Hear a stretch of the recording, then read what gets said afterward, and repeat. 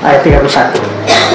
Sebab itu aku berkata padamu, segala dosa dan hujat manusia akan diampuni, tapi hujat Roh Kudus tidak akan diampuni. Apabila seorang mengucapkan sesuatu menentang anak manusia, dia diampuni, tapi dia menentang Roh Kudus, dia tidak akan diampuni. Di dunia ini tidak, dia akan diampuni. Ini berarti dosa besar.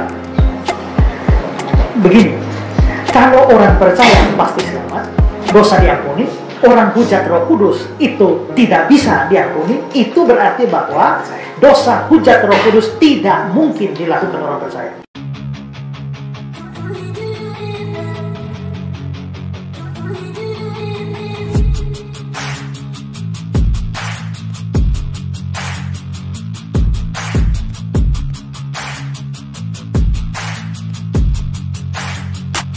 Selamat datang di channel Bela Kebenaran.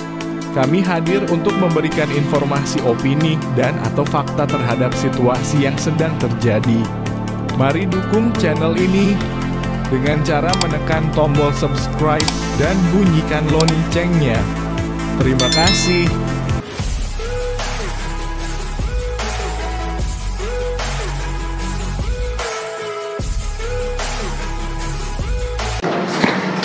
Konsep berikut. Kekristenan mempunyai konsep keselamatan karena iman saja. Ya, kekristenan mempunyai konsep keselamatan karena iman saja. Karena agama lain tidak punya konsep penebusan, maka keselamatan adalah usaha mereka.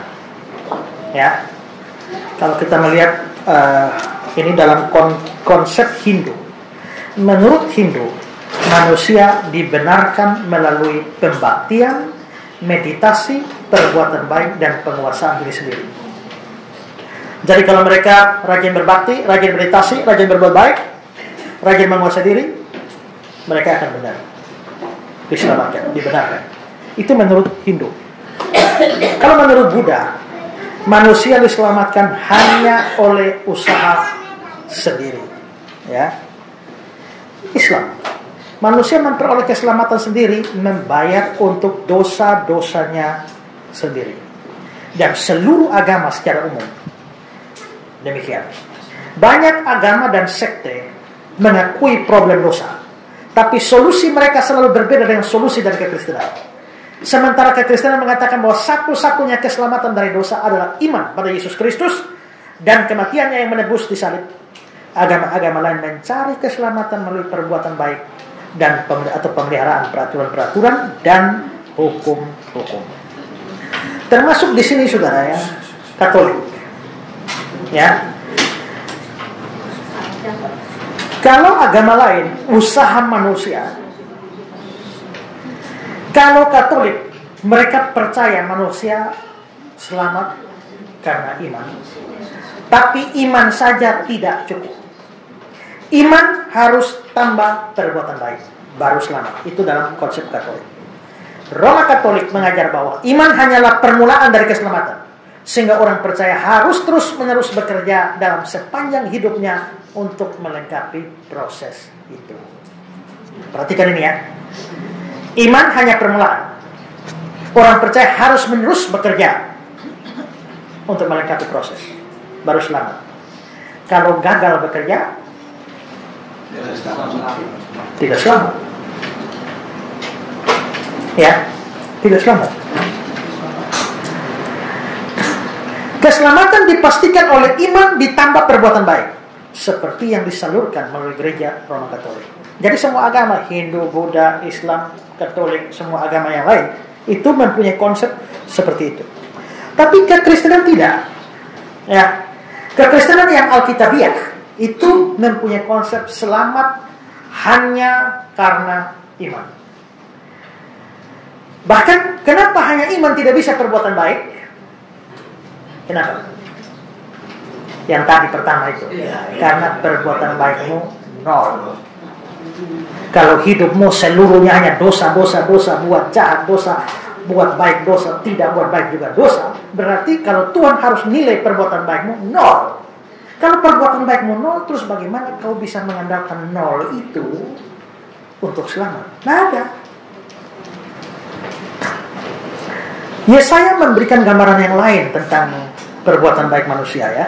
Yesaya 64 ayat 6. Demikianlah kami sekalian seperti seorang najis, dan segala kesalehan kami seperti kain kotor. Segala kesalehan kami seperti kain kotor. Perhatikan kata kesalehan. Itu kebaikan. Bukan dosa yang kain kotor. Kesalehan.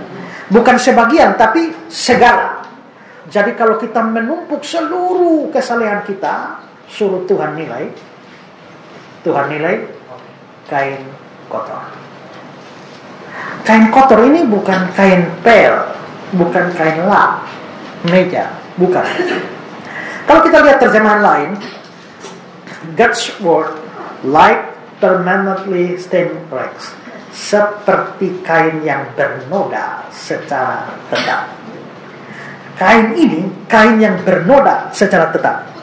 Artinya, lu pakai rinso ataupun juga daya super busa, tidak bisa hilangkan nodanya. Terus ini kain apa? Nah, di dalam DLB, Alkitab terjemahan yang lain, as the rag of menstruous woman, seperti kain dari menstruasi perempuan. Berarti ini pembalut wanita ini. Pembalut wanita zaman dulu. Zaman dulu bukan tidak punya pembalut seperti sekarang pakai kain-kain. Nah, kain ini misalnya lagi dalam modern King James, as a menstruous cloth, seperti sebuah kain menstruasi. Jadi seluruh kesalehan kita, kalau kita kumpul bawa di hadapan Tuhan, suruh Tuhan nilai itu seperti kain menstruasi perempuan. Jadi kalau orang mau mengandalkan saya mau berbuat baik supaya masuk surga, itu sama dengan Tuhan, saya mau masuk surga, tiketnya nih pembalut. Kau gila kah? Tidak bisa. Saudara coba pikir, kalau kesalehan kita, kebaikan kita saja kain pembalut, lalu dosa kita? Ya.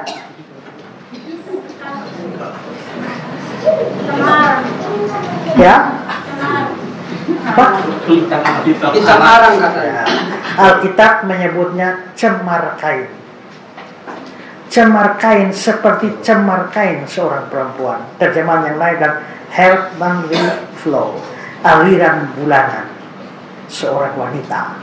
Jadi rupanya dosa kita dianggap seperti darah seorang perempuan haid, dan kesalehan kita kain pembalutnya. Kalau sudah begini, bisakah Tuhan menerima kita dalam kerajaan surga model seperti ini? Mustahil ini, ya, mustahil ini. Karena itu maka tidak bisa ada orang dengan bermodalkan berbuat baik lalu dia mau selamat, mustahil. Makanya seorang namanya Sinlin Jones, dia bilang begini, kamu bisa mencoba menyeberang lautan Atlantik dalam sebuah perahu kertas, sama seperti kamu mau ke surga dengan perbuatan baikmu sendiri. Masih ingat zaman kita anak-anak bikin perahu kertas itu ya, main-main itu ya, kita kasih seberang di drone. Coba bikin perahu kertas suruh nyeberang lautan Atlantik, mustahil. Nah, kalau kamu mau pergi ke surga dengan perbuatan baikmu, itu sama seperti mau bikin perahu kertas suruh nyebrang Atlantik. Tidak bisa. Karena itu, perhatikan, orang mencoba masuk surga dengan jasa atau kebaikannya atau kesalehannya. Kalau ada ajaran seperti itu ajaran sesat. Itu ajaran sesat. Karena itu reformator Kristen Martin Luther bilang begini, ajaran sesat yang paling terkutuk, paling jahat, paling merusak yang pernah menggoda pikiran manusia adalah gagasan entah bagaimana dia bisa membuat dirinya sendiri cukup baik sehingga layak untuk hidup dengan Allah yang Maha Suci. Kalau kita berpikir bahwa kita layak berdampingan dengan Allah karena kita baik, itu ajaran sesat paling terkutuk. Kekristenan jelas menolak konsep itu. Karena itu jangan sekali-kali saudara berpikir saya bisa masuk surga. dengan berbuat baik. Saudara semua pendeta, hati-hati jangan ajar salah. Ajar salah para jemaat berbuat baik supaya selamat, itu sesat. Ya, sebenarnya bisakah orang selamat dengan berbuat baik? Bisa. Asal buat baik tidak boleh kurang satu. Taat itu Alkitab sempurna, tidak boleh langgar satu ayat juga.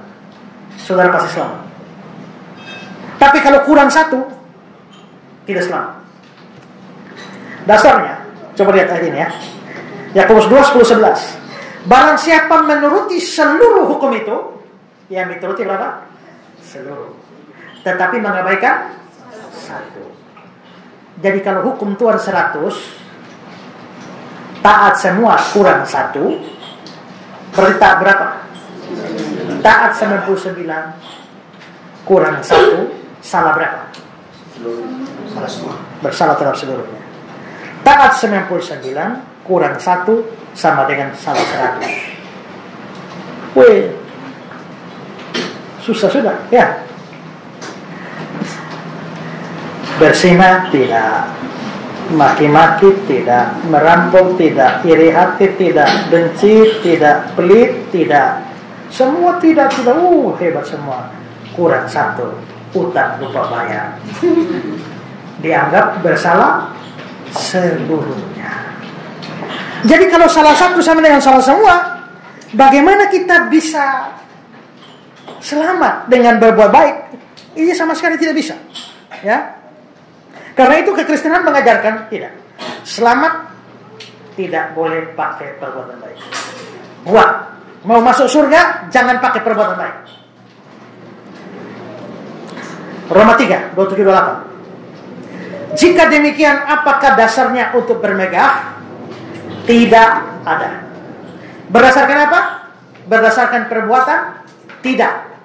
Melainkan berdasarkan iman. Perhatikan kata-kata yang saya garis bawahi. Ini sudah membuang perbuatan. Berdasarkan perbuatan? Tidak. Melainkan berdasarkan iman. Terus ayat 28. Karena kami yakin manusia dibenarkan karena iman dan bukan karena dia melakukan hukum Taurat. Semua tidak ada. Hanya iman saja. Ya. Hanya iman saja. Efesus 2:8-9. Sebab karena kasih karunia kamu diselamatkan oleh iman. Perbuatan masuk? Dilanjutkan. Itu bukan hasil usaha. Itu pemberian. Itu bukan hasil pekerjaan. Itu bukan hasil usaha, itu bukan hasil pekerjaan. Jadi kalau sampai saya diselamatkan, itu betul-betul hanya karena saya beriman. Bukan karena saya berusaha, bukan karena saya melakukan ini, melakukan itu, baru saya masuk surga. Tidak. Ini hanya karena saya beriman. Ya. Lalu Galatia 2:16. Kamu tahu, tidak seorang pun dibenarkan oleh karena melakukan hukum Taurat, tapi hanya oleh karena iman dalam Kristus Yesus. Tekanannya di hanya. Ya. Jadi saudara, terlihat ya bahwa ayat-ayat ini menjelaskan bahwa selamat itu karena iman saja. Selamat tidak bisa karena perbuatan baik. Juga selamat tidak boleh ditambah iman tambah perbuatan baik. Tidak bisa. Iman plus perbuatan baik tidak bisa. Ya. Jadi iman saja selamat. Iya. Kok mudah ya? Ya memang mudah. Karena yang sukar sudah dibayar Yesus. Yang sulit sudah ditanggung Yesus. Makanya kita kebagian yang mudah. Mungkin saking mudahnya banyak orang tidak mau percaya. Ya. Nah terus pertanyaannya, kenapa orang pernah tanya sama saya, Pak, kenapa hanya iman saja? Kenapa kok untuk selamat dituntut iman, tidak tuntut yang lain? Karena begini, dosa pertama terjadi, Tuhan sudah bilang, jangan makan buah itu, nanti pasti kau mati. Tapi ular bilang, sekali-kali kau tidak mati. Akhirnya Hawa makan. Artinya Hawa tidak percaya pada kata-kata Tuhan. Hawa tidak beriman pada kata-kata Tuhan. Dengan kata lain, yang menyebabkan dosa masuk ke dalam dunia adalah tidak beriman.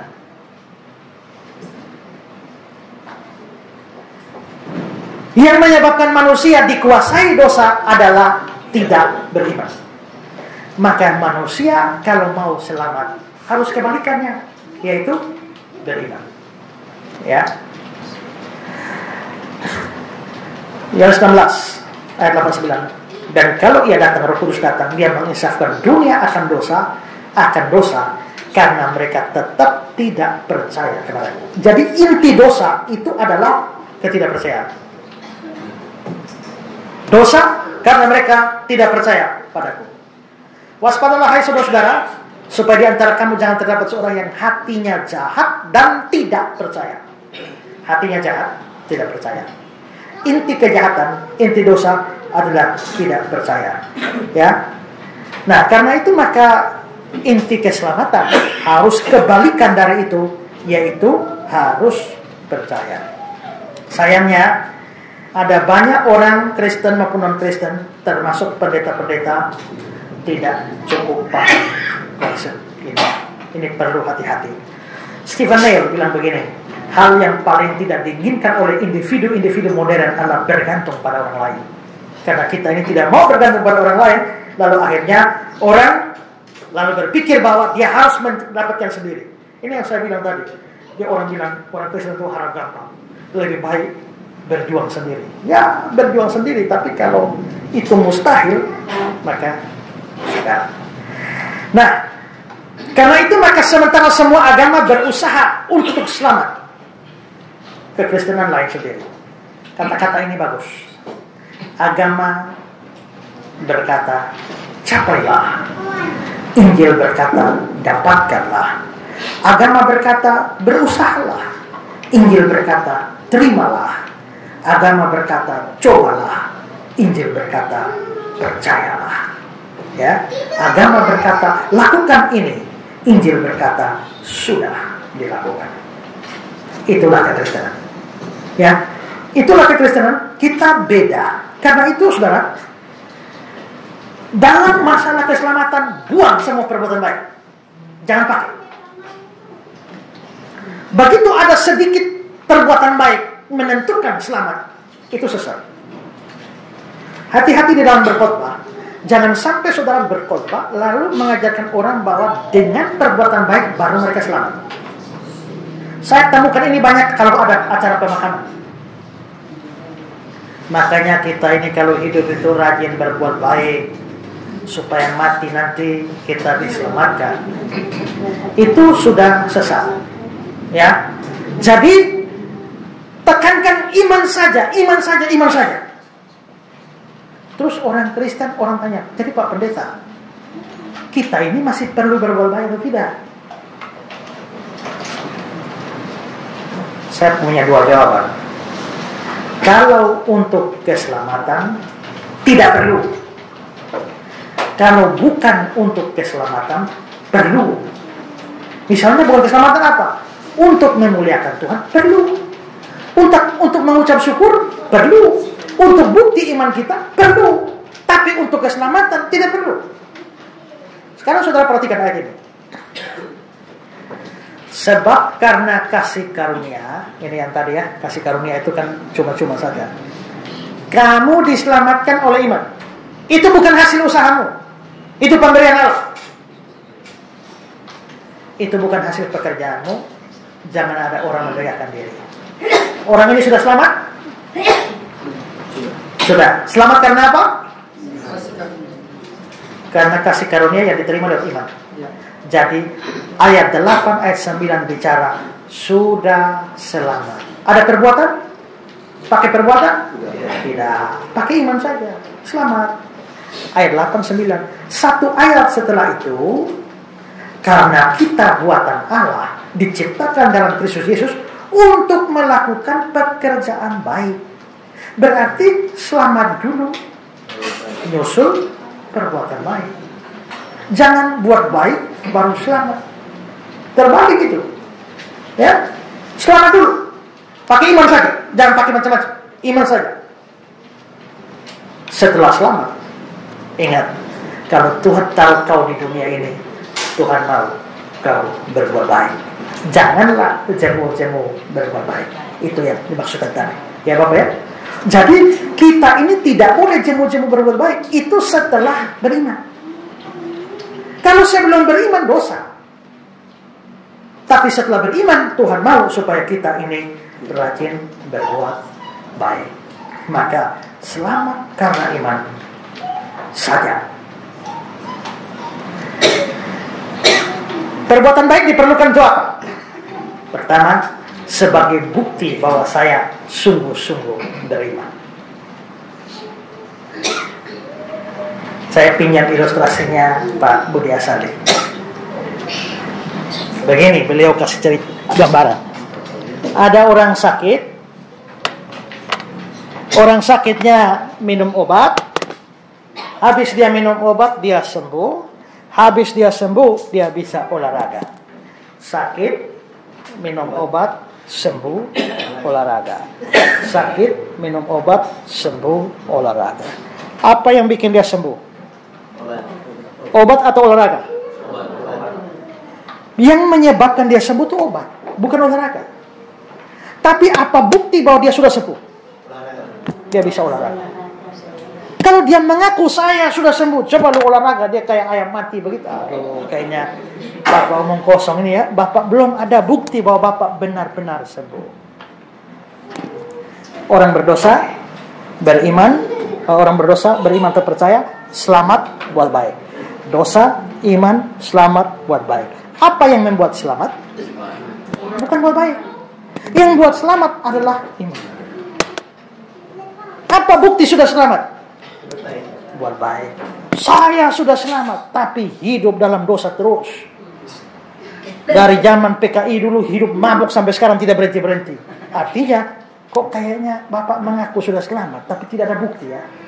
Maka di sinilah berlaku Yakobus bilang, iman tanpa perbuatan mati.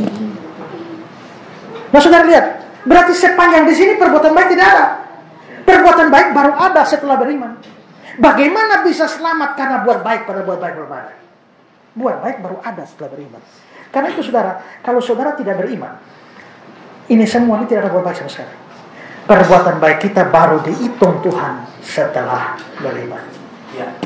Rajin melayani tapi belum beriman, Tuhan tidak hitung, malah jadi dosa. Tapi kalau sudah beriman, rajin melayani, Tuhan hitung, bayar semua waktu dia datang kali kedua, upah kita.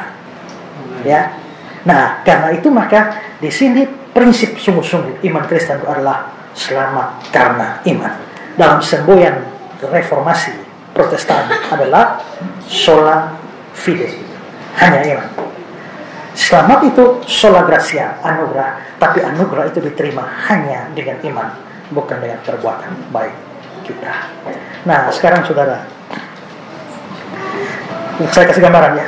Kalau orang buat baik lalu selamat, buat baik baru selamat. Kalau gagal buat baik, tidak selamat.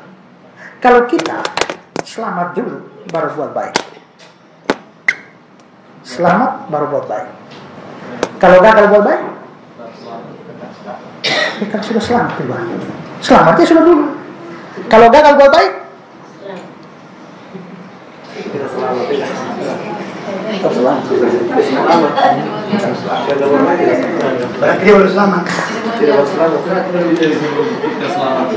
kalau buat baik baru selamat, gagal buat baik tidak akan selamat. Kalau Kristen beriman selamat dulu, baru buat baik. Kalau gagal buat baik, selamat.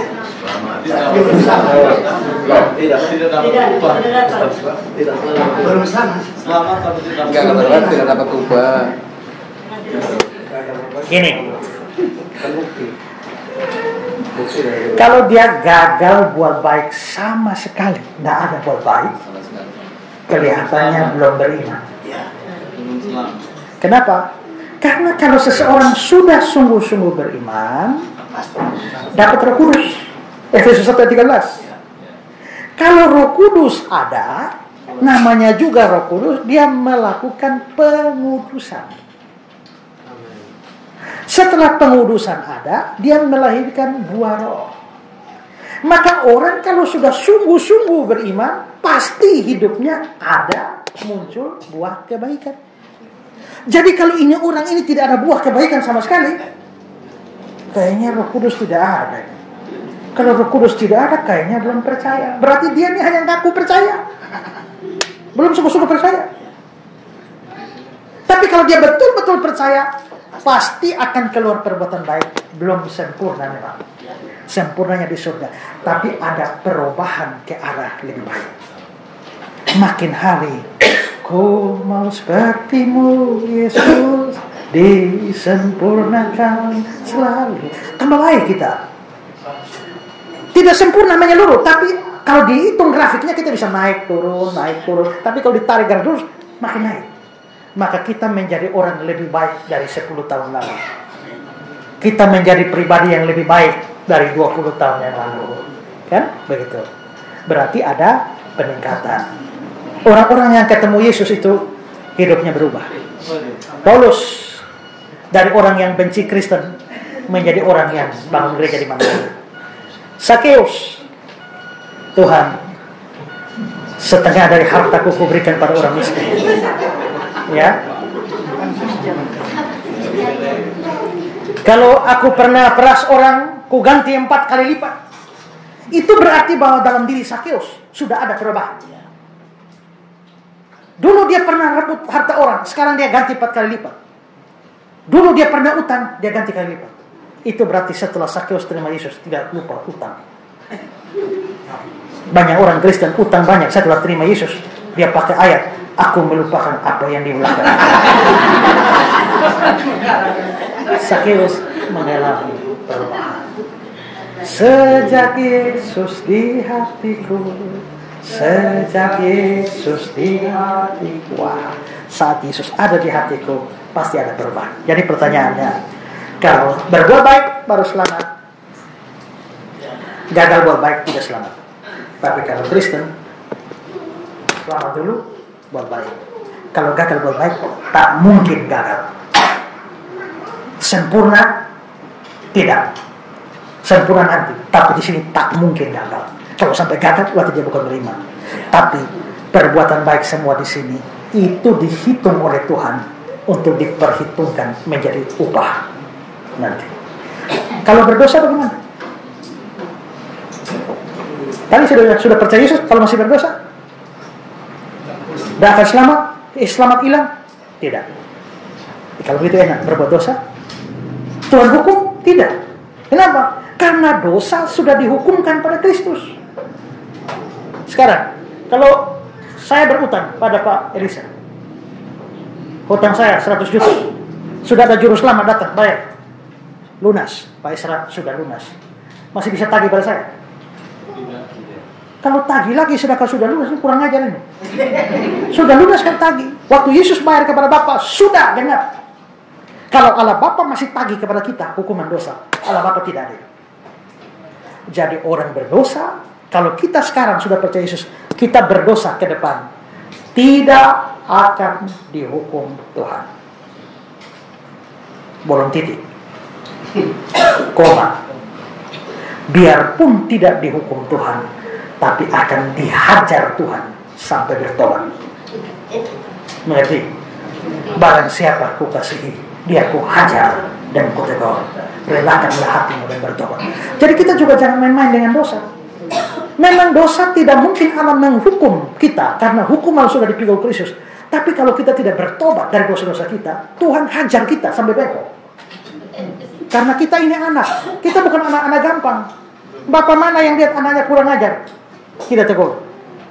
Maka Tuhan, kalau kita sudah melayani tapi terlalu macam-macam, jalan baular begini, ya, Tuhan bisa hajar kita sampai kita bertobat. Hajaran Tuhan juga sakit kadang-kadang. Karena itu, biarpun dosa tidak mungkin dihukumkan lagi pada kita, tapi tetap jangan main-main dengan dosa. Kita bisa dihajar Tuhan. Kedua, kalau kita hidup dalam dosa, percayalah, tidak ada orang yang memelihara dosa hidup tenang. Tidak.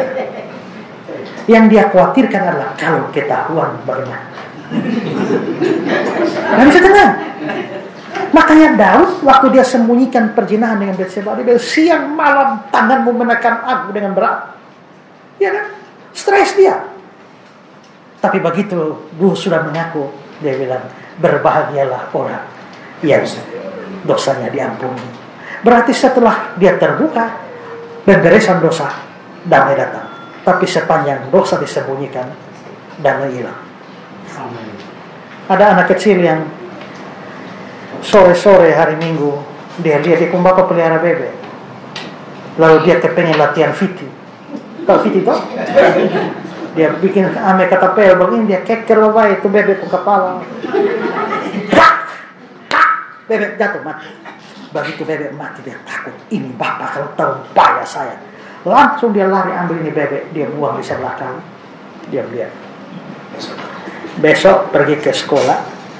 Ini anak dengan dia punya kakak ini biasa dapat uang jajan dari mama 5.000. Masing-masing 5.000. Besok di sekolah dia terima uang dari mama pergi jajan. Pas mau jajan, dia punya kakak tepa dia di kios. Maksudnya sini store 5.000. Kenapa? Kemarin sore adik Viti bapak punya bebek, kakak lihat. Sekarang store. Lu tidak kasih, lu punya 5.000, lapor bapak. Akhirnya terpaksa dia store. Hari Selasa pagi dapat 5.000. Pas mau jajan kakak bilang bebek. Hari Rabu bebek. Lama-lama sampai hari Sabtu dia sengsara tidak pernah jajan. Dia bilang, kalau begini terus sengsara, lebih baik saya mengaku dosa pada bapak. Akhirnya hari Sabtu dia pergi, bapak, adik mau mengaku apa? Hari Minggu lalu adik Viti bapak pun bebek, adik buang di sebelah kali. Bapak bilang, iya, waktu adik Viti juga bapak dapat lihat juga. Bapak dapat lihat, tapi bapak tunggu kapan adik datang mengaku dan membereskan. Ya. Bapak kasih tahu, bapak sudah ampuni adik. Senang dia. Besok hari Minggu, Senin ke sekolah, kakak bilang, bebek apa? Semua sudah beres, lapor sudah, aman sudah. Lepas dia. Nah, karena sudah beres. Jadi biarpun dosa tidak lagi kita dihukum karena dosa, hukumannya Kristus sudah bayar. Ya. Supaya bilang Pak Isra jangan omong-omong saja, ini susah ini ya, mesti kasih tunjuk ayat ini. Demikianlah sekarang tidak ada penghukuman bagi mereka dalam Kristus, tidak ada, karena semua sudah dipikul Kristus. Ya, kalau kita berdosa bagaimana? 1 Yohanes 2, anak-anak, hal ini kutuliskan kepada kamu supaya kamu jangan buat dosa. Tapi kan roh penurut daging lemah, jadi kita bisa jatuh. Namun jika seorang berbuat dosa, ingat, kita mempunyai seorang pengantara pada Bapa, yaitu Yesus Kristus yang adil, dan dia adalah pendamaian untuk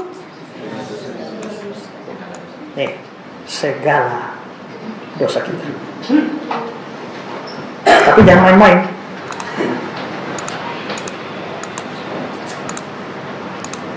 Barang siapa ku kasihi, ia ku tegur dan ku hajar. Relakanlah hatimu dan bertobat. Ya. Nah, itu berarti bahwa saya bisa berdosa, Tuhan hajar saya. Tapi saya tak mungkin bisa dihukum lagi. Tidak ada dosa satu pun bisa dihukumkan pada saya. Kalau begitu, sekali saya percaya Yesus, saya akan selamat. Tidak ada dosa yang menyebabkan saya masuk neraka. Maka saya mati kapan saja, mati di mana saja, bagaimana saja, meninggal dunia dengan tenang atau dengan meronta-ronta, ya saya pasti diselamatkan. Itulah sebabnya orang Kristen bisa pasti. Kalau orang agama lain, insya Allah mudah-mudahan kemungkinan besar. Tapi kalau Kristen pasti selamat. Kenapa? Karena kita terlalu baik? Tidak, kita juga masih berdosa. Tapi kenapa bisa pasti? Karena semua sudah dibayar oleh Kristus. Selesai. Maka Kristen kalau sungguh-sungguh jangan pernah khawatir masuk neraka. Ya. Jangan khawatir masuk neraka, tapi khawatir kopi tumpah. Ya, jangan kuat. Asal pastikan sudah sungguh-sungguh menerima Yesus sebagai juru selamat dan sebagai Tuhan. Ya.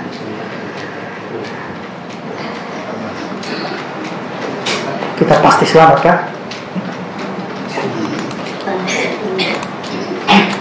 Jangan Pak Isra ngomong. Kalau Pak Isra ngomong nanti bisa salah. Dan aku memberikan hidup kekal. Ingat, hidupnya kekal. Kalau bisa hilang, bukan kekal. Kalau kekal, namanya terus-menerus, tidak hilang.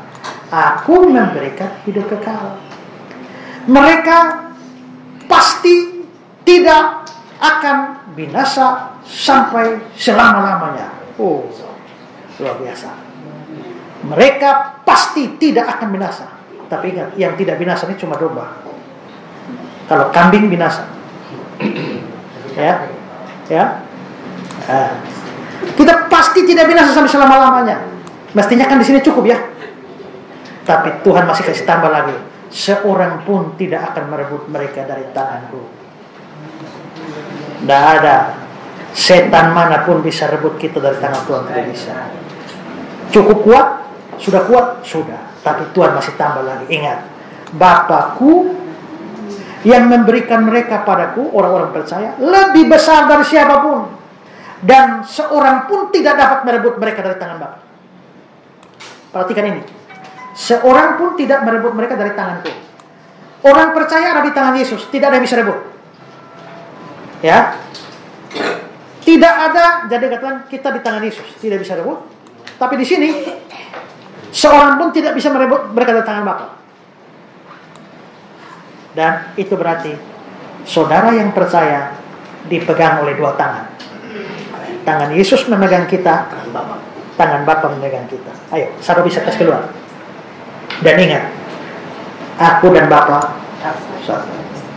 Kalau Yesus dan Bapa bersatu memegang kita, siapa bisa kasih keluar kita dari tangannya? Tidak bisa. Apa yang dapat memisahkan dari kasih-Mu Tuhan? Yuk, mari menyanyi sebelum akhir sesi ini. Bagus.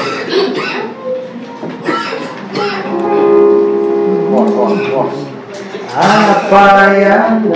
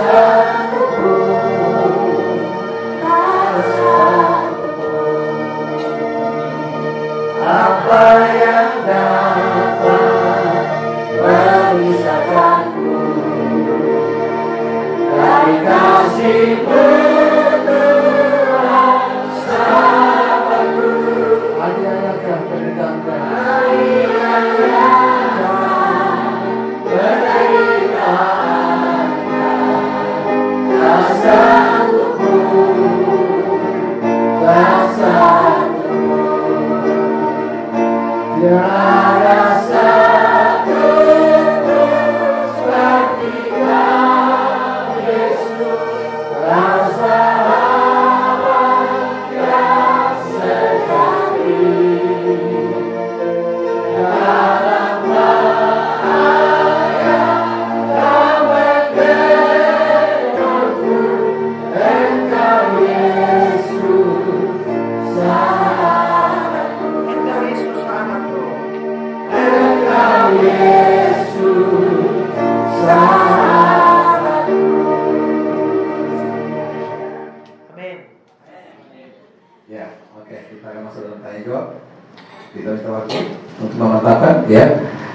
minta dari kanan dua, kiri dua tentang kepastian keselamatannya. Jadi silakan, kamu dulu, Pak Erasmus. Ya sampai Ibu nanti tidak ada masalah terus ya. Oke, terima kasih. Yang saya ingin tanyakan tadi ada Dari mana? Oh ya. Tadi dikatakan bahwa dosa tidak membuat kita binasa. Artinya walaupun kita berbuat dosa pasti selamat karena dosa sudah ditanggung oleh Tuhan. Pertanyaan saya adalah, ada kan kita kan kadang-kadang kita melihat ada orang percaya kepada Tuhan sungguh-sungguh, tetapi dia masih menyimpan dosa di dalam hatinya. Dosa itu bisa terungkap dengan perkataan-perkataan seperti, saya bersumpah, saya tidak akan mengampuni dia sampai di liang kubur. Artinya itu sebuah sumpah, walaupun dia setiap hari beribadah, dia sepertinya orang yang takut Tuhan. Tetapi dengan perkataan ini, apakah melepaskan dia dari hukuman, walaupun perkataan itu dia tidak putuskan gitu sampai menyerah atau masuk ajalnya? Kita harus membuka kemungkinan bahwa ada yang namanya orang Kristen KTP, bahwa dia tidak sungguh-sungguh Kristen, biarpun dia rajin gereja, biarpun dia majelis gereja, biarpun dia pendeta. Tapi ada tetap kemungkinan, Tuhan Yesus bilang, ingat, ada lalang di antara gandum, mirip, ya. Nah, dalam cerita lalang di antara gandum itu, benih yang baik ditaburkan. Tapi pada malam datanglah musuh menaburkan benih lalang. Musuh itu iblis. Tapi ingat, benih lalang tidak ditaburkan di kebun sebelah, kebun gandum, tidak. Tapi ditaburkan di tengah-tengah kebun gandum. Itulah sebabnya ada lalang di antara gandum. Di antara murid-murid Yesus saja, yang 12 orang itu juga, satu itu lalang, yaitu Yudas. Berarti saudara, murid Yesus ini cuma 12, gurunya hebat, masih ada satu Kristen KTP di dalam, yaitu Yudas. Apalagi kita, model seperti ini, jemaatnya banyak lagi. Pasti ada. Saya ini banyak beritakan Injil di gereja, tapi saya sendiri kok tidak yakin bahwa seluruh jemaat saya itu Kristen asli semua. Ya, bahkan mungkin mayoritas Kristen KTP. Apalagi yang tidak pernah beritakan Injil. Mereka kira mereka sudah Kristen. Nah, ini yang harus hati-hati, bahwa jenis seperti itu ada. Nah, mereka aktivitas rohani juga jalan. Nah, kita harus berhati-hati supaya jangan berpikir, oh dia orang Kristen yang ini. Bisa jadi dia orang Kristen KTP saja yang melakukan hal itu. Ya.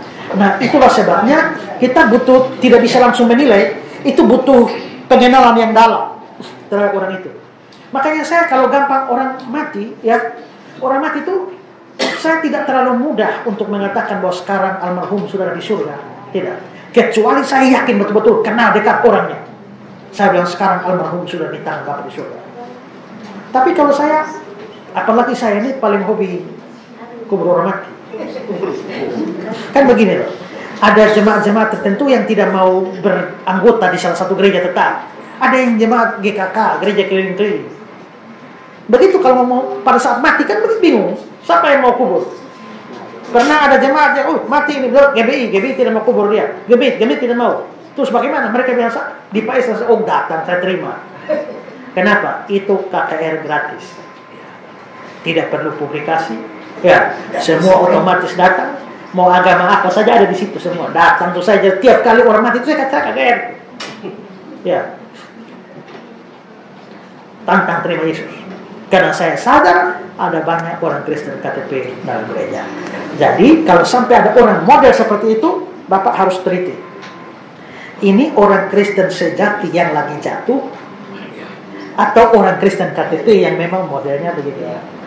Nah, kita tidak bisa, ini pasti orang Kristen sejati, pasti diampuni, tidak dihukum. Belum tentu. Kalau dia orang Kristen KTP, dia tetap dihukum Tuhan. Karena belum ada pengganti yang menggantikan dia. Maka jangankan kutuk orang sampai sedang itu, dosa kecil saja dia pasti masuk neraka. Makanya jangan heran banyak orang di akhir zaman pikir mereka selamat. Bukankah kami bernubuat demi namamu? Bukankah kami membuat mujizat demi namamu? Yesus bilang apa? Engkaulah engkau berbuat kejahatan. Aku tidak pernah kenal kamu. Jadi mereka bukan orang Kristen yang murtad. Mereka tidak pernah percaya. Karena kalau mereka pernah percaya, Yesus omongnya bagaimana? Pada hari-hari terakhir banyak orang berkata, Tuhan, bukankah kami bernubuat demi namamu, dosa setan demi namamu, mengarahkan bunyi demi namamu? Aku berterus terang, aku tidak pernah kenal kamu. Kalau mereka pernah jadi Kristen sungguh-sungguh, Yesus bilang, aku dulu pernah kenal kamu, sekarang tidak lagi. Tapi aku tidak pernah kenal kamu, artinya mereka tidak pernah jadi orang percaya. Tidak pernah jadi orang percaya. Anehnya, bisa bikin mujizat, ya, bisa bernubuat pakai nama Yesus lagi, bisa usir setan pakai nama Yesus, bisa bikin mujizat pakai nama Yesus. Jadi orang yang jago bikin mujizat belum tentu orang percaya. Ya, jadi seperti ini banyak dalam gereja. Makanya jangan terlalu percaya bahwa semua gereja kita pasti semua orang percaya. Tidak. Jadi harus teliti, Bapak. Ya. Pertanyaan kedua, kita sudah mendengarkan penjelasan tadi tentang berdosa, iman, selamat, dan berbuat baik. Pertanyaan saya, Injil Lukas pasal 13 ayat 24 bahwa berjuanglah melalui pintu yang sempit itu, karena sesat berjalan menuju kepada keselamatan, tapi lebar berjalan menuju kepada kebinasaan. Pertanyaan saya, ada kata berjuang di sana. Bagaimana dengan kita? Apakah kita tidak ada upaya di situ? Padahal ada kata berjuang itu berarti ada upaya yang harus terus menerus kita jaga supaya keselamatan itu tetap menjadi bagian kita. Itu saya minta penjelasan. Berjuanglah. Begini, bukan berarti kita itu kalau kita pasti selamat terus kita pasif. Tidak. Kita ada bagian yang kita perlu lakukan. Nah, berjuanglah untuk masuk melalui pintu yang sesak itu. Kenapa ini? Kalau kita lihat ini pintu sesak ini, kelihatannya susah ini, sengsara ini ya. Jadi begini, kalau kita lihat bahwa ikut Tuhan itu juga tidak mudah. Ya, ikut Tuhan itu tidak mudah. Kamu harus pikul salib, ya, sengsara, susah, bertahanlah, berjuanglah. Jadi kita sendiri harus ada tanggung jawab. Tapi penentu bukan kita. Penentu tetap Tuhan. Tuhan bahwa saya bisa berjuang itu pun kekuatan dari mana? Dari Tuhan juga. Jadi tetap manusia harus melakukan tanggung jawabnya. Tapi tidak berarti bahwa ada kata berjuang berarti bahwa kita bisa tidak selamat. Tidak. Ya, tetap ada. Kalau kita lihat Wahyu pasal 3.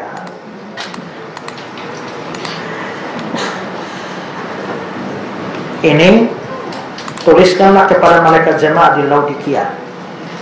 Jemaat di Laodikia ini jemaat kaya. Kota Laodikia kota kaya.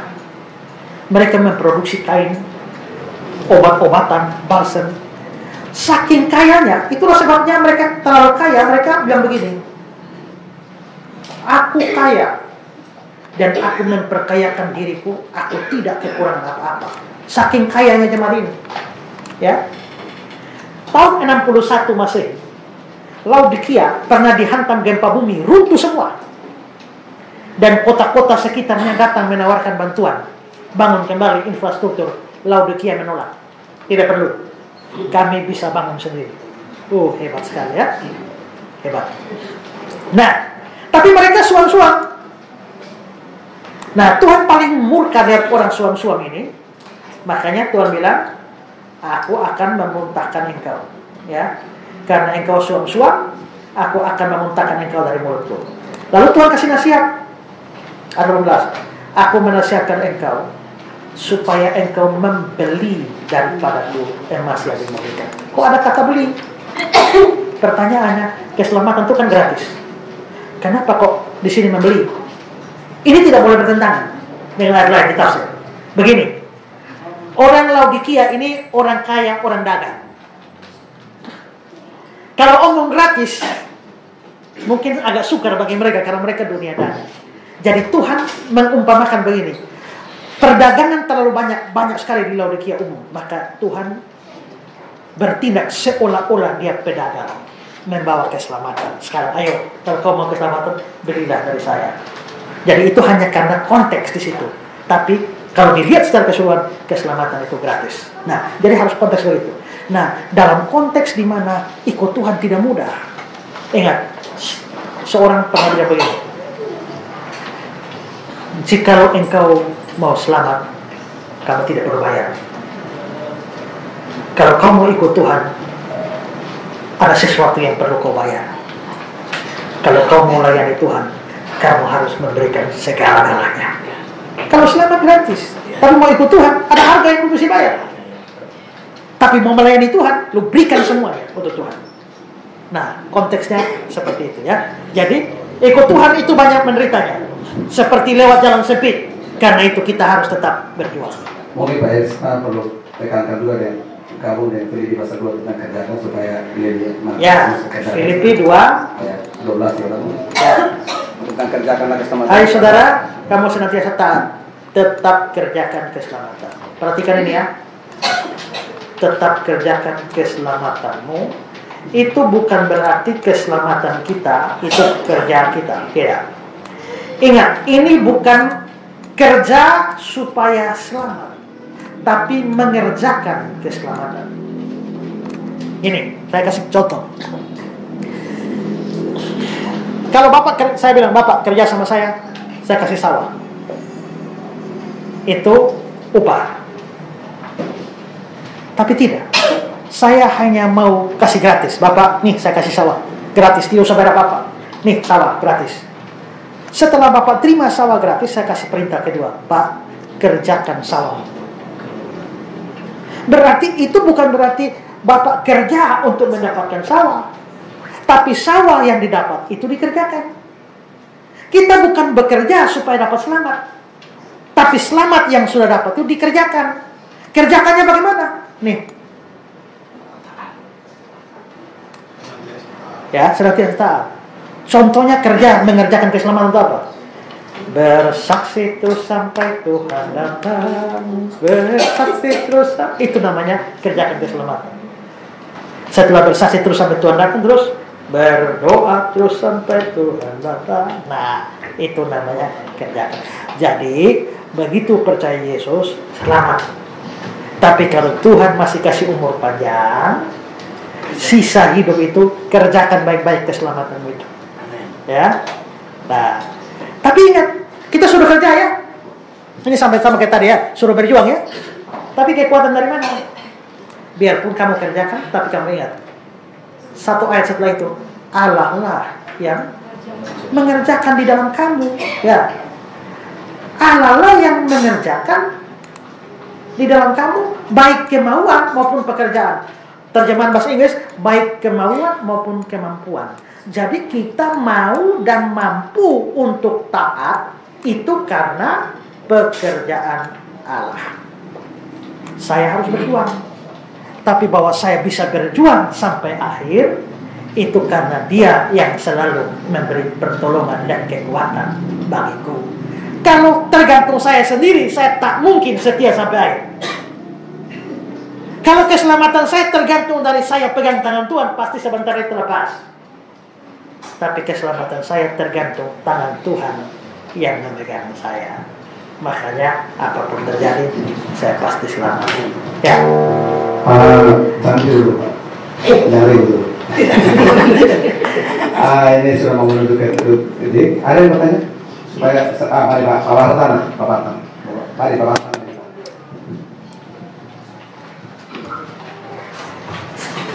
Baik, terima kasih. Saya mohon penjelasan tentang paham predestinasi. Sekali selamat tetap selamat. Sebentar Pak, jadi saya mohon penjelasannya itu. Karena kita menolak paham predestinasi sekali selamat tetap selamat. Tapi kalau berdasarkan penjelasan Pak Esra tadi, kalau sungguh-sungguh beriman, bertobat, akhir baru menghasilkan bahan. Biar kita sudah berpengaruhnya berbuat dosa, semua sudah diampuni. Itu pertanyaan saya yang pertama. Jadi itu kalau kita jabarkan secara singkat, itu masuk predestinasi. Yang kedua, saya mau tanya dengan sehubungan ayat dalam Markus 3 ayat 29. Di sana dikatakan, tetapi apabila seorang menghujat Roh Kudus, ia tidak mendapat ampun selama-lamanya, melainkan bersalah karena berbuat dosa besar. Terima kasih, Pak. Sebenarnya paham sekali selamat tetap selamat itu hanya sebagian dari doktrin predestinasi. Doktrin predestinasi adalah doktrin tentang orang-orang pilihan, ya. Nah, itu adalah ajaran yang dimunculkan dari seorang namanya Agustinus, lalu diteruskan oleh John Calvin, ya, dan Martin Luther dan lain-lain percaya itu. Nah, ada namanya tulip, yaitu poin-poin Calvinisme, kebejatan total, anugerah yang tak dapat ditolak, penebusan terbatas, lalu bukan. Pertama adalah total depravity, kerusakan total. Kedua adalah unconditional election, pilihan tak bersyarat. Tiga, limited atonement, penebusan terbatas.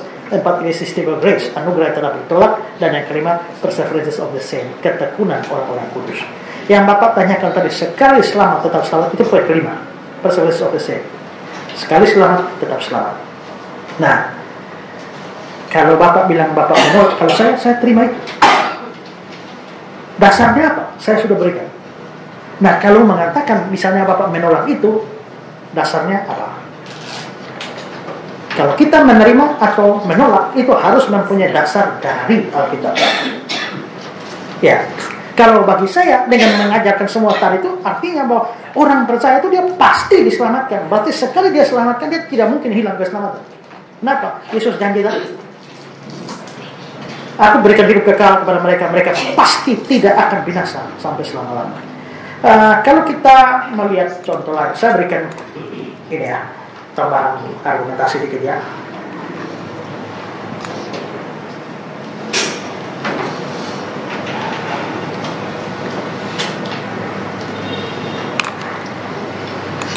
Atau sudah, saya bikin ya.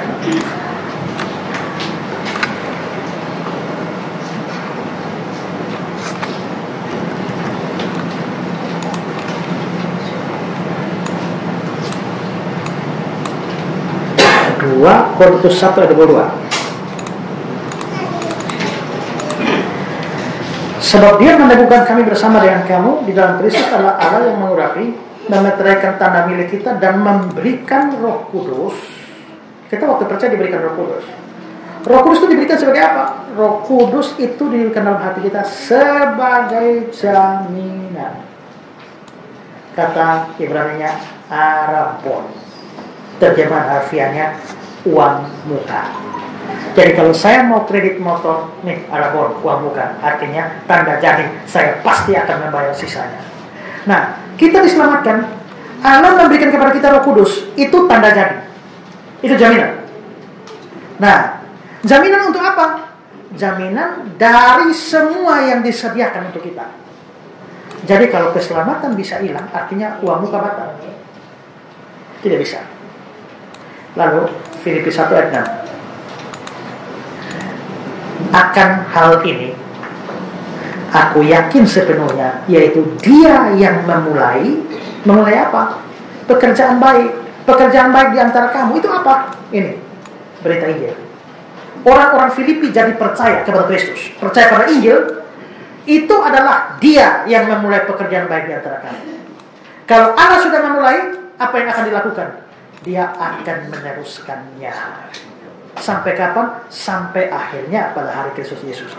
Jadi kalau Allah yang memulai, pasti sampai selesai. Kalau Allah memulai sampai tengah jalan, kok ayat ini jadi salah?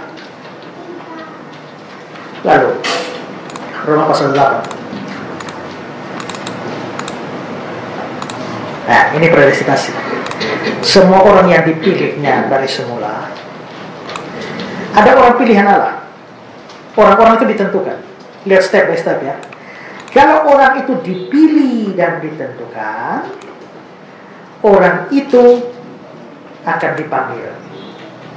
Kalau orang itu dipanggil, orang itu akan dibenarkan. Kalau orang itu dibenarkan, dia akan dimuliakan, masuk surga. Ini paket. Mulai dari dipilih, ditentukan, dipanggil, dibenarkan, dimuliakan.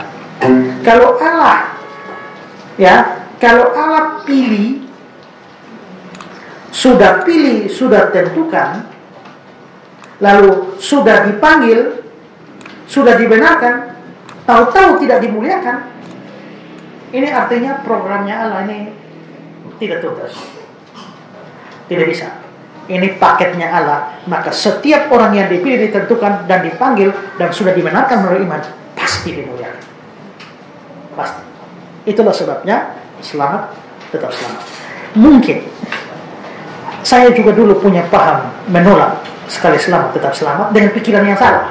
Karena pikiran, sekali selamat tetap selamat artinya kita boleh hebat-hebat berdosa. Enak.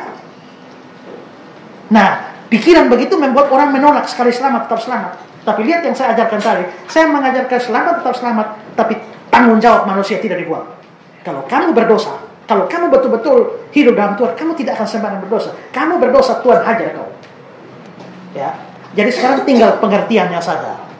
Saya dulu menolak doktrin ini karena dengan anggapan yang salah. Kalau begitu sekali selamat, kita boleh bersinah sepuas-puasnya tetap selamat. Kok enak? Nah, karena tidak diberi penjelasan yang detail soal poin ini. Nah, soal hujat terhadap Roh Kudus, saya mau Bapak tanya dari Markus, saya mau dari Matius tanya ya. Ayat 31. Sebab itu aku berkata padamu, segala dosa dan hujat manusia akan diampuni, tapi hujat terhadap Roh Kudus tidak dapat diampuni. Apabila seorang mengucapkan sesuatu menentang anak manusia, dia diampuni. Tapi dia menentang Roh Kudus, dia tidak akan diampuni. Di dunia ini tidak, di dunia akan datang tidak. Ini berarti dosa besar. Begini, kalau orang percaya pasti selamat, dosa diampuni. Orang hujat Roh Kudus itu tidak bisa diampuni. Itu berarti bahwa dosa hujat Roh Kudus tidak mungkin dilakukan orang percaya. Ingat, dosa terhadap Roh Kudus bisa dibagi dua. Dosa orang percaya, dosa orang tidak percaya. Dosa orang tidak percaya adalah hujat Roh Kudus. Orang percaya bisa berdosa pada Roh Kudus? Bisa. Misalnya apa? Memadamkan roh. Apalagi? Mendukacitakan Roh Kudus. Bisa. Itu dosa orang percaya. Tapi yang ini, hujat roh, itu tidak mungkin dilakukan orang percaya. Karena kalau orangnya percaya, dosanya diampuni. Pertanyaannya, kalau orang sudah hujat Roh Kudus, terus dia percaya, dosa diampuni atau tidak? Kan dia percaya. Ayatnya salah.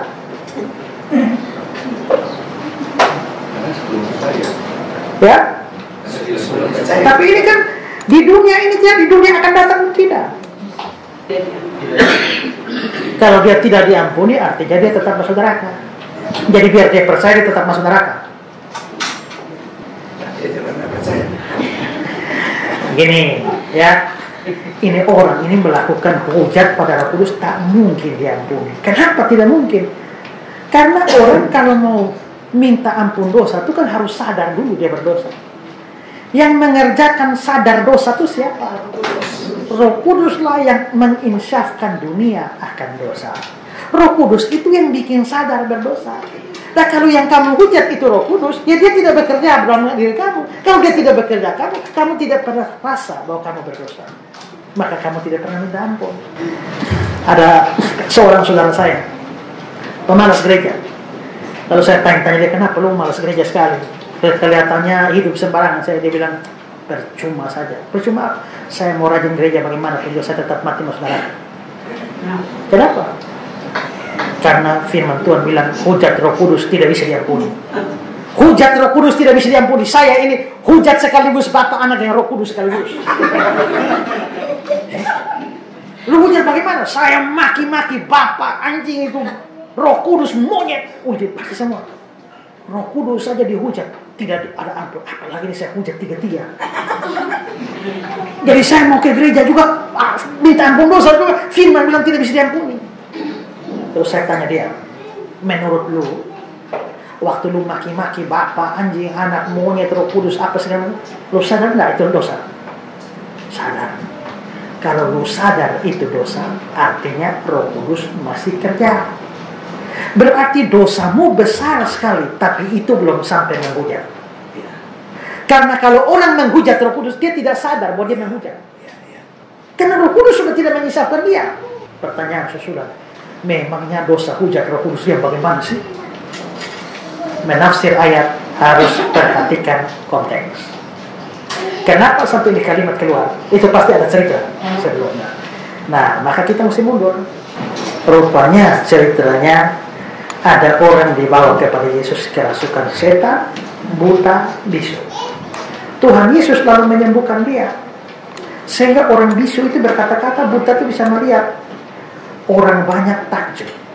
Lalu orang-orang bilang, iya, ini agaknya anak Daud. Anak Daud itu adalah gelar bagi Mesias. Orang banyak ini orang awam. Orang awam saja lihat gejala ini, kayaknya Mesias. Kenapa bisa duga? Karena dalam nubuatan perjanjian lama, Mesias datang, dia akan bikin orang buta melihat, orang bisa bicara. Maka dengan melihat ini saja orang awam yang tidak belajar Alkitab sungguh-sungguh dia tahu. Apalagi orang Farisi. Orang Farisi pasti tahu karena itu tanda jelas dia Mesias. Tapi rupanya biarpun mereka tahu dalam hati terlalu benci Yesus, maka mereka menuduh Yesus itu dengan Beelzebul penghulu setan, dia mengusir setan. Padahal Yesus mengusir setan pakai kuasa Roh Kudus. Berarti kuasa Roh Kudus diklaim sebagai kuasa penghulu setan. Ini bukan pengklaiman tanpa mengerti. Kalau saya tidak mengerti, tahu-tahu misalnya Bapak bernubuat, saya tidak percaya. Oh, ini setan ini. Saya salah. Tapi saya bukan menghujat. Kenapa? Karena saya memang yakin dari setan. Tapi kalau yang dia ngomong ini saya yakin dari Tuhan, tapi saya bilang setan. Kok bisa hati yakin tapi mulut lain, itu bagaimana? Nah, di sini mereka yakin sepenuhnya Yesus Mesias, tapi mulut masih menghujat. Yang dihujat sebenarnya bukan Yesus, tapi Roh Kudus. Kenapa? Karena Yesus melakukan mujizat itu dengan Roh Kudus. Ya, maka ayat 27, jika aku mengusir setan dengan kuasa Beelzebul, dengan kuasa siapa pengikutmu? Lalu ayat 28, aku mengusir setan dengan kuasa Roh Allah. Berarti Roh Allah dianggap sebagai setan. Nah, Yesus berikan lagi beberapa argumentasi, baru masuk ayat 31. Segala dosa dan hujat manusia akan diampuni, hujat terhadap Roh Kudus tidak diampuni. Apabila seorang mengucapkan sesuatu menentang anak manusia, dia diampuni. Dia menentang Roh Kudus, dia tidak akan diampuni. Di dunia ini tidak, di dunia akan datang pun tidak. Jadi kesimpulannya, dosa hujat pada Roh Kudus itu adalah mengklaim bahwa pekerjaan Roh Kudus adalah pekerjaan setan, padahal dalam hati sungguh-sungguh percaya itu pekerjaan Roh Kudus. Orang yang sungguh-sungguh percaya Yesus tak mungkin melakukan dosa itu. Ini hanya dilakukan oleh orang-orang tidak percaya. Itulah sebabnya mereka tidak mungkin diselamatkan. Tapi kalau yang percaya, tak mungkin melakukan ini. Seluruh dosanya yang lain dihapus, makanya selamat. Ya, itu penjelasannya.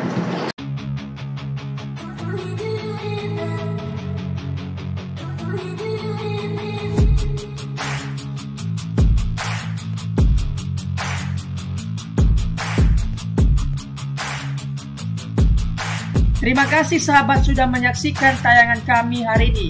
Tuhanlah yang membalas dan memberkati kita semua. Apabila sahabat diberkati, marilah kita dengan murah hati untuk share video ini kepada teman-teman kita yang lain, kepada grup-grup keluarga dan sebagainya. Dan jangan lupa meninggalkan komentar di bawah video ini, serta menekan tombol subscribe video kami, sehingga sahabat tidak ketinggalan video-video terbaru dari kami. Terima kasih. Tuhan Yesus memberkati kita semua. Dan dengarkanlah firman Tuhan singkat ini. Mintalah maka akan diberikan kepadamu. Carilah maka kamu akan mendapat. Ketuklah maka pintu akan dibukakan bagimu. Kita harus melakukan sesuatu sampai sesuatu itu akan terwujud atas hidup kita. Minta, cari dan ketuklah, maka Tuhan pasti membukakan pintu. Lukas 18 ayat 1. Yesus mengatakan suatu perumpamaan kepada mereka untuk menegaskan bahwa mereka harus selalu berdoa dengan tidak jemu-jemu. kita berdoa dengan tidak jemu-jemu. Terus minta maka pasti akan diberikan. Tuhan Yesus berkata, karena itu aku berkata kepadamu, apa saja yang engkau inginkan ketika engkau berdoa, percayalah bahwa engkau telah menerimanya dan engkau akan memilikinya. Amini ayat firman Tuhan ini, bahwa Tuhan pasti memberikan segala sesuatu yang kita butuhkan. Semoga Allah, sumber pengharapan, memenuhi kamu dengan segala sukacita dan damai sejahtera dalam iman kamu, supaya oleh kekuatan Roh Kudus kamu berlimpah-limpah dalam pengharapan. Terima kasih. Apabila sahabat ada komentar dan pendapat yang lain terhadap video hari ini, boleh tuliskan komentarnya, pendapatnya di kolom komentar di bawah video ini, sehingga kita boleh diskusi